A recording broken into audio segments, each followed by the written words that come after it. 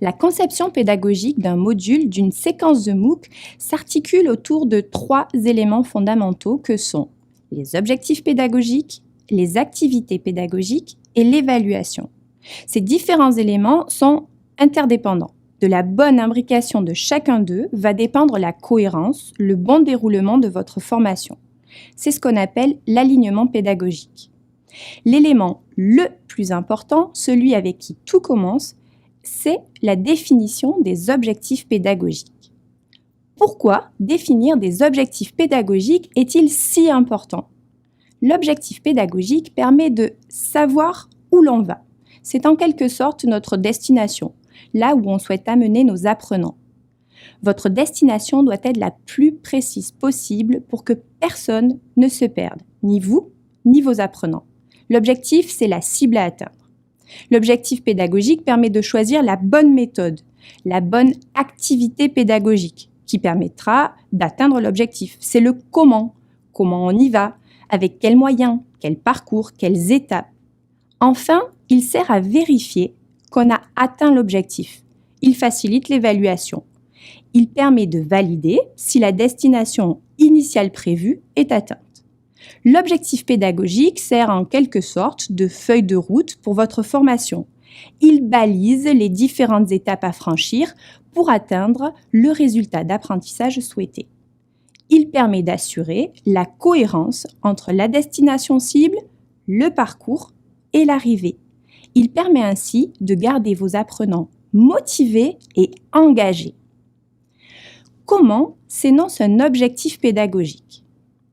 Un objectif bien formulé doit décrire de façon la plus précise possible les savoirs qui seront acquis et les compétences qui seront développées au cours de la séquence, du module, du MOOC. Et ce, toujours en fonction de l'apprenant. L'objectif pédagogique doit pouvoir être atteignable, observable et évaluable. Petite aide, un objectif pédagogique doit pouvoir faire suite à une phrase simple. À la fin du MOOC, du module, de la séquence, l'apprenant sera capable de, toujours suivi d'une phrase débutant par un verbe d'action à l'infinitif. L'utilisation du verbe d'action est primordiale, car une action est atteignable, observable et mesurable. Par exemple, à la fin de cette vidéo, vous serez capable de formuler un objectif pédagogique. Mon objectif est que vous soyez capable, de façon autonome, de rédiger vous-même vos objectifs pédagogiques. Mon objectif est atteignable, observable et évaluable. Mon évaluation est déjà dans mon énoncé. Je vais vous demander de formuler, d'écrire vos objectifs pédagogiques et à partir de là, nous pourrons vérifier si l'objectif est atteint. Pour vous aider dans la rédaction de vos objectifs pédagogiques, nous vous proposons la taxonomie des processus cognitifs de Bloom. Cette taxonomie propose d'organiser, de hiérarchiser différentes habiletés cognitives plus ou moins complexes qui entrent en jeu dans le processus d'apprentissage.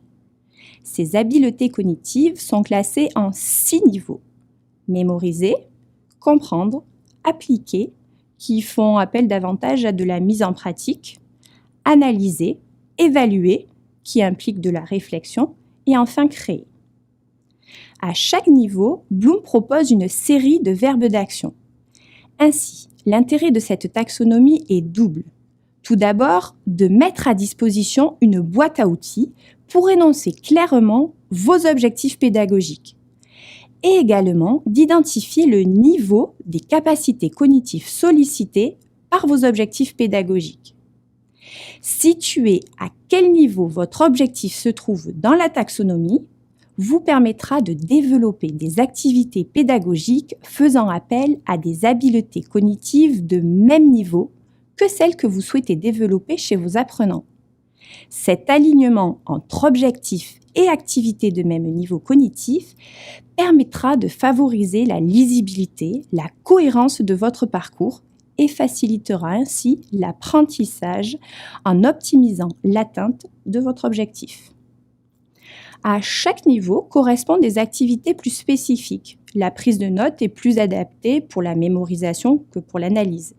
Au contraire, le travail collaboratif est plus adapté à l'analyse qu'à la mémorisation. Enfin, la dernière étape est l'évaluation.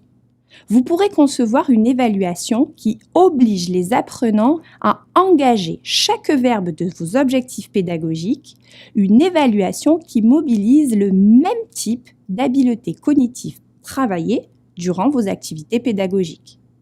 De la bonne formulation de vos objectifs pédagogiques va dépendre la qualité, l'alignement, la cohérence de votre scénarisation pédagogique, c'est-à-dire des méthodes et des activités que vous allez mettre en place et de l'évaluation que vous allez choisir pour savoir si vos apprenants sont arrivés à l'objectif visé.